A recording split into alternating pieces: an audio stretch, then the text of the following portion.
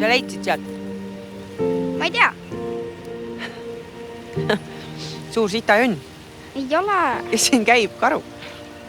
Sul on hea meel, et me lõpuks loodusesse jõudsime.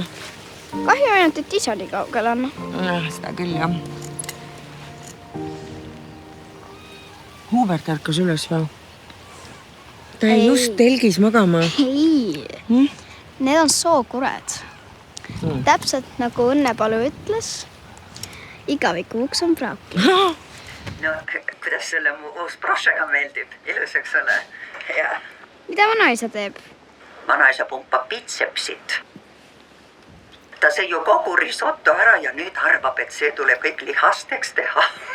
See oli teile mitmeks päevaks tehtud ja kuidas te hakkama saate nüüd siis? Ei, koduhooldaja Indrek mõtelda tõi meile šprotte. Ja, Indrek, tule nüüd siia. Tule, lehvita ka ilusti. Küll on üks lahke inimene. Näed, memm tegi mulle 3 käiguga mati just. Ta on ju algoja. No, homseni. Olgu. Tšau. Mida? Mida auto hääled? Kuule, tead, me peame asjad kokku panema, me läheme ära. Miks? Juba? Jaa, me peame kohe ära minema. Mu ülemus on siin. No, kas tuli meelega? Ma ei tea. Mine ütle tere. Ei lähe. Ma ei saa hetkekski rahu temast ju. Mida sa mussid?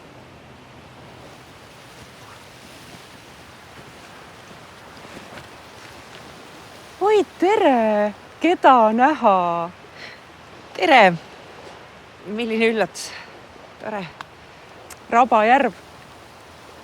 Selle veel on nii imeline toime. Sügisel eriti. Me hakkame grillima.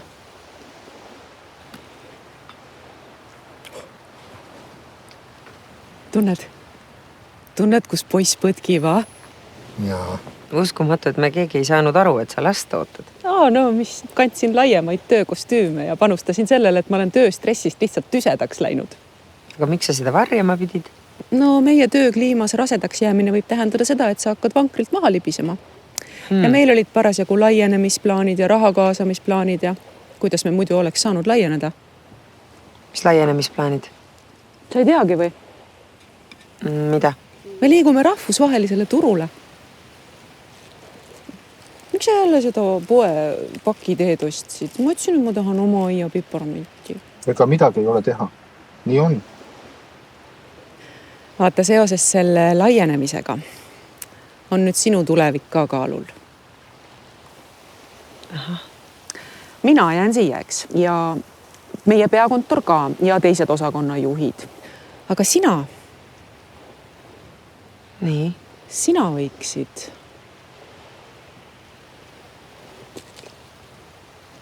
Me mõtlesime, et sinust saab meie Saksa arujuht. Saksa? Mina? Me kaalusime igasugu kandidaate, aga sinu omadused tundusid nagu kõige paremad olevat. Ma ei oska saksa keeltki. No ära võta seda kui kohustust, see on rohkem nagu võimalus. Ja võimalusega kaasnevad ju igasugu hüved ja Berliini kesklinnas 4-toaline korter mahutab kogu perekonna ära. Ja, aga kool on... Ja Markol on oma logistikatöö... Mu vanemad vajavad abi. No mis sa muretsed selle pärast nüüd? Kooliga näiteks Euroopa Liidus on nii, et lapsele tuleb kohe seal koht vormistada ja keelekursused me otsime sulle parimad. Ma peaks ühe kõne tegema. Ja. Take your time, nagu öeldakse. Kuule, tead mis? Olen ujuma. No, väga hea mõte. Väga tubli. No, tere kallike. Kuidas puhkus veereb? Sa saad aru, et mu ülemus ja see personalijuht on siin samas metsas tulid siia. Mis mõtlen, mis nad jälitavad siin? Mina ei tea. Kõige arusaamatum on see, et nad on meeldivad. No isegi toredad, nagu päris inimesed, noh. Mis nad tahavad sust? Tundub, et nad tulid siia spetsiaalselt selleks, et teha mulle pakkumine minna Saksamaale meie arukontorit arendama. See on ju väga hea pakkumine. On või? Ja. muidugi vaata, tulebki elu, tuleb muuta, tuleb areneda. Mina saan enda tööd igalt poolt teha. oota, aga vanemad? Ja vanemad saavad väga kenasti koduhooldajate abiga hakkama. Ja me saame iga kell kodus ka käia, kui vaja.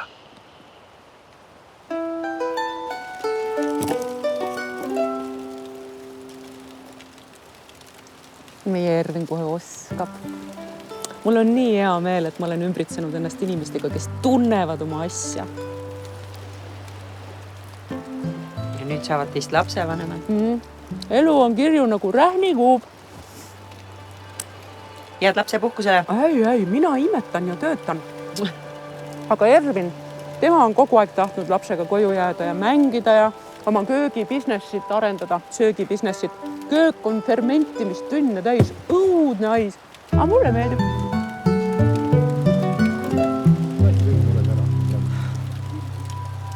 No homme lähen